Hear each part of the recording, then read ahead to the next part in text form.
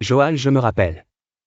Il était une fois, à Joal Fadiout, petit port niché entre la mer et les coquillages, un vieux pêcheur nommé Kofi. Depuis sa jeunesse, Kofi vivait au rythme de l'océan Atlantique. Chaque matin, bien avant l'appel du muezzin, il chargeait son vieux filet sur l'épaule et descendait vers la plage, là où les pirogues dorment dans le sable. La mer, à Joal, était tout, nourriture, mystère, mémoire. Kofi la respectait comme on respecte une ancienne reine. Elle l'avait nourri, battu, consolé. Il disait souvent, le jour où je ne sentirai plus le sel sur ma peau, c'est que mon âme sera partie. Mais les années avaient blanchi ses cheveux, courbé son dos et vidé ses filets.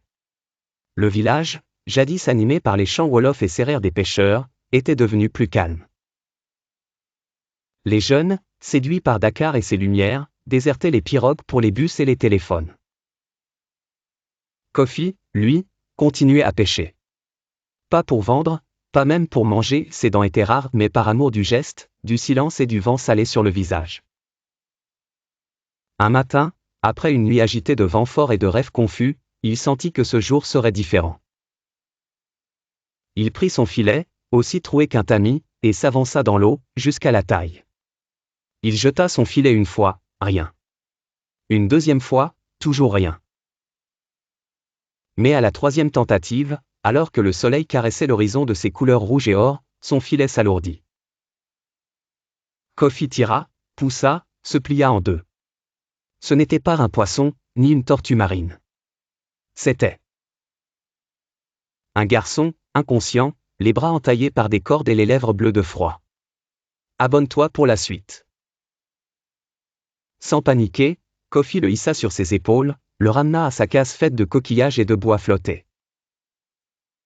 Il alluma du charbon, le couvrit de pagne, frotta ses bras avec de l'huile de Nîmes. Le garçon finit par tousser, puis ouvrir les yeux.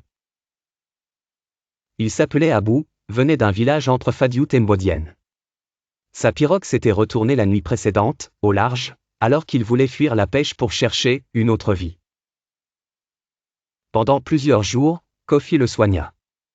Ensemble, ils partageaient du thiéboudienne fumé, de l'eau fraîche au goût de mangrove, et surtout des histoires. Suite, abonne-toi s'il te plaît.